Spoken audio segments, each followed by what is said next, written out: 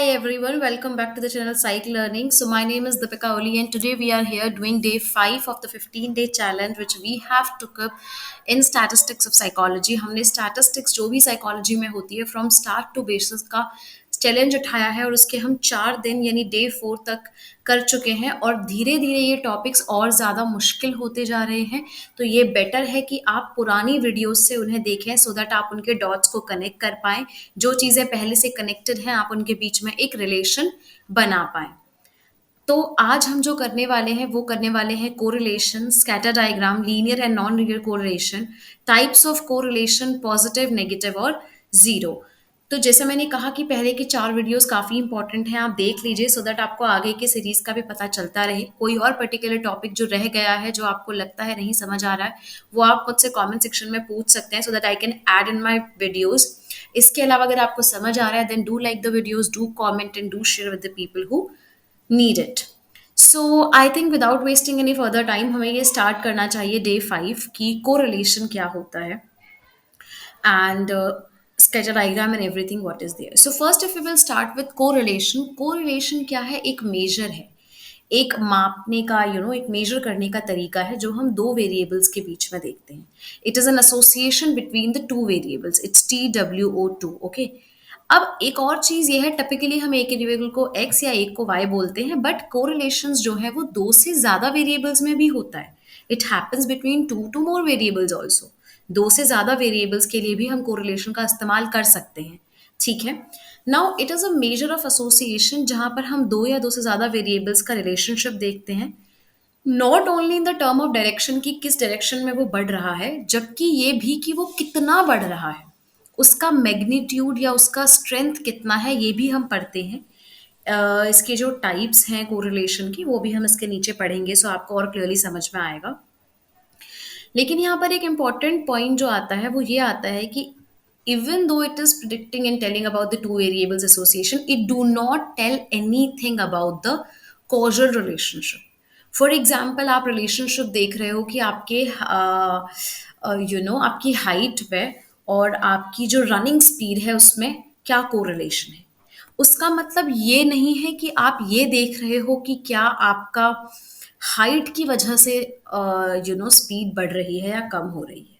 तो कोरिलेशन में आप कभी भी कॉजल रिलेशन या उसका कॉज एंड इफेक्ट रिलेशन आप स्टडी नहीं करते हैं, आपको ये समझना है यहाँ पर।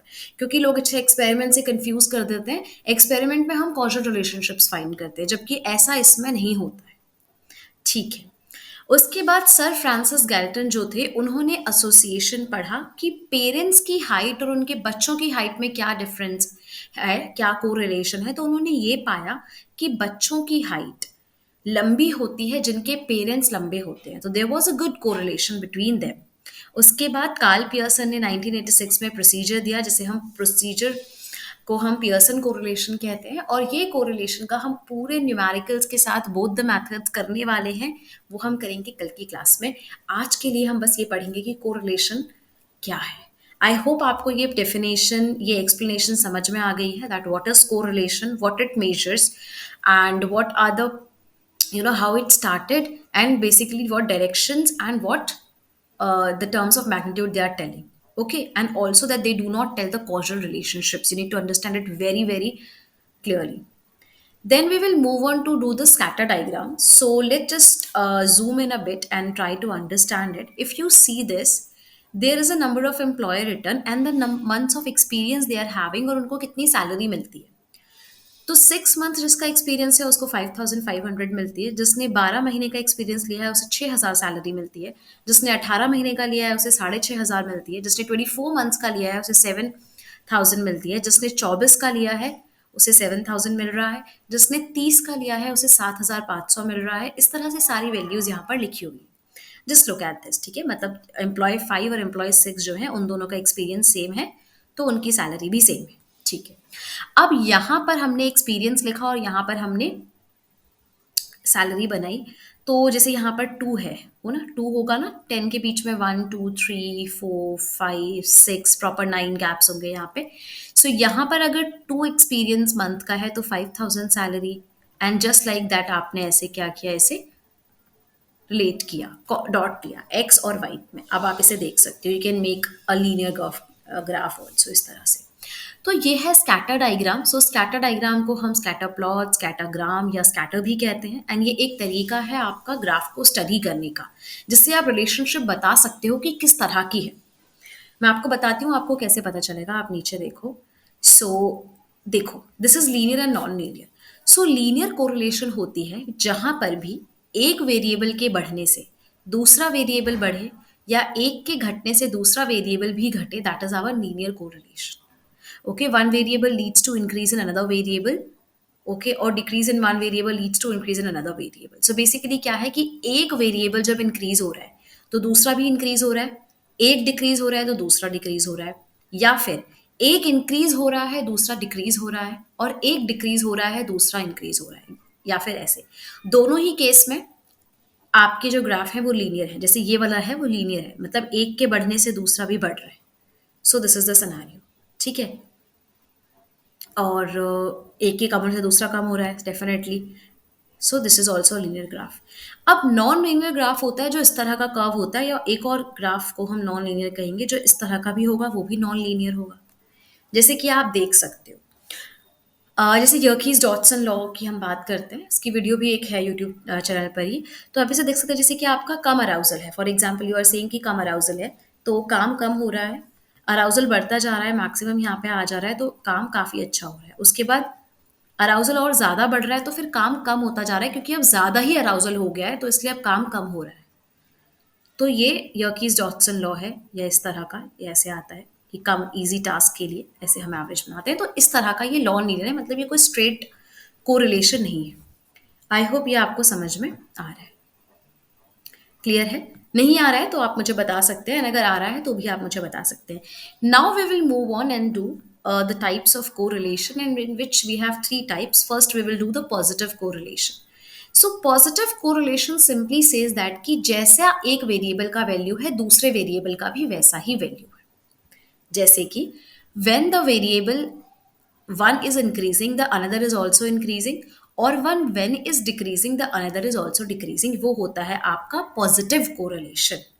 जैसे यहाँ पे क्या एग्जाम्पल दिया हुआ है कि जितना ज्यादा टेम्परेचर बढ़ेगा उतना ज्यादा कोल्ड ड्रिंक्स की सेल बढ़ेगी। ये पॉजिटिव हुआ ना, कि जितना ज्यादा गर्मी आ रही है, जितना ज्यादा टेम्परेचर राइज हो रहा है, उतना ज्यादा कोल्ड ड्रिंक की सेल राइज हो रही है। ठीक है, नेगेटिव मतलब मैं आपको कम का एग्जाम्पल देती हूँ। जैसे कि जितनी कम पढ़ाई कर रहे हो उतने कम मार्क्स आ रहे हैं, समझ गए। So the less you are studying the less you are scoring in your exam, that is your positive correlation in a negative value, decreasing value. अब अगर हम बात करें नेगेटिव कोरिलेशन की, तो it is saying when one is increasing another is decreasing, और when one is decreasing another is increasing, मतलब they are going into the उल्टा डायरेक्शन। ठीक है, जैसे कि यहाँ पे जो एग्जाम्पल है वो ये है कि टेम्परेचर और वुलन सेल्स का, कि जितना ज्यादा टेम्परेचर बढ़ रहा है उतना कम वुलन सेल्स है। गर्मी के कपड़े लोग उतना कम खरीद रहे हैं, या जितना कम टेम्परेचर है उतना ज्यादा वुलन सेल है। ऐसे ही जो हमने एग्जाम्पल ऊपर लिया था वो अगर हम देखें, तो जितना ज्यादा आप गेम्स खेलने में व्यस्त हो उतने मार्क्स कम आ रहे हैं, और जितना कम आप गेम्स खेल रहे हो उतने ज्यादा आपके मार्क्स आ रहे हैं, जितनी पढ़ाई ज्यादा कर रहे हो। सो ये जो है वो नेगेटिव कोरिलेशन है, जिसमें कि दोनों ऑपोजिट डायरेक्शन में भाग रहे हैं। ठीक है, then we have the third type of correlation which is a zero correlation and no correlation. जैसे कि आपकी हाइट का आपके इनकम के साथ क्या रिलेशन है, आपके वेट का आपके इंटेलिजेंस के साथ क्या रिलेशन है, कोई रिलेशन नहीं है। आपकी हाइट कुछ भी है, आप कुछ भी अर्न कर सकते हो, आप कितने वेट है आपका उससे फर्क नहीं पड़ता कि आप कितने इंटेलिजेंट हो। तो there is a no correlation और जीरो कोरिलेशन, तो उसमें वैल्यूज ऐसे आएंगी, किसी का हाइट 5 है तो उसका इनकम इतना है, इतना ही है। तो ये बेसिकली एक स्कैटर प्लॉट पूरा फैला हुआ है, कोई पर्टिकुलर रिलेशनशिप ये शो नहीं कर रहा है, क्योंकि ये टाइप्स ऑफ कोरिलेशन की बात कर रहे हैं। उसके बाद नेक्स्ट हम कर रहे हैं the range of correlation. So range of correlation में कैसे आता है आपका, कि रेंज आप यहाँ देखो, ये 0 है, ये -1 की तरफ लाइन है, ये -0.1.2। अगर हम एक 3 की बात करूं तो ये यहाँ से भी इतना ही चल रहा है 0 से, और ये यहाँ से भी इतना ही चल रहा है। तो आपको ये बात बहुत क्लियरली समझनी है कि कोरिलेशन में नेगेटिव प्लस और माइनस का वैल्यू सिर्फ ये देखने के लिए होता है कि उसकी डायरेक्शन क्या है। उसकी स्ट्रेंथ अगर आपको जाननी है तो वो नंबर से ही आती है। मैं आपको एग्जांपल देती हूँ। ये एग्जाम, ये गेट में, नेट में, सीयूएट, पीएचडी में रिसेंटली आया था, सब में एग्जाम में क्वेश्चन आता है बहुत सिंपल सा। बच्चे क्या करते हैं मैथमेटिकली, जैसे -4 की वैल्यू है उसे वो समझते हैं कि छोटी वैल्यू है, और -7 की वैल्यू जो है वो उससे भी छोटी है। ऐसा नहीं है। -7 यानी 7 नंबर से होता है। स्ट्रेंथ की अगर बात करिए तो नंबर से होता है। आप समझो, -1 हो या +1 हो, एकदम इंटरप्रिटेशन परफेक्ट है कि एक यूनिट एक्स में बढ़ रही है तो एक यूनिट वाई में बढ़ रही है, राइट। उसके बाद हम बात करें 0.91 या 0.99 की, तो चाहे वो प्लस हो चाहे माइनस हो, कोरिलेशन बहुत ज्यादा है। 0.7 0.9 में भी प्लस माइनस कोरिलेशन हाई है। 0.4 to 7 moderate, 0.2 to 1.4, 0.0 to 0.02 is negligible. Minus हो प्लस हो कोई फर्क नहीं पड़ता, क्योंकि देखो प्रिडिक्शन तो बराबर है ना। जितना ज्यादा वो है उतना दूसरा वो चीज है, या उतनी वो चीज कम है, लेकिन प्रिडिक्शन तो कर रही है ना। तो that is talking about the strength of the correlation. आप समझ रहे हो? तो आपसे स्ट्रेंथ या आपसे इंटरप्रिटेशन, हाई लो पूछा जाता है तो आपको नंबर पे फोकस करना है।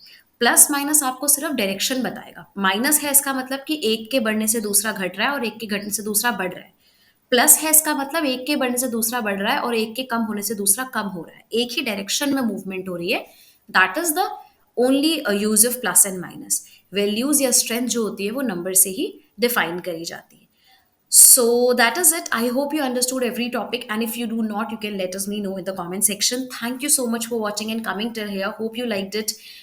You can reach out on the any social media platform which is out there. And I guess this is it till then. Take good care of yourselves. And any social media which you are not finding, it is there in the YouTube description link. You can definitely go and check out there. And you can let me know that how is it going. I hope you are doing great and you will do great. We will meet tomorrow with the day 6 video with the day 6 topics, and we are going to dwell into the more numericals and mathematical thing. So stay tuned, turn the notification on so that you know that the video is out, and also start practicing also if you are a UG or a PG student. Thank you so much guys. Bye bye. Take good care of yourselves.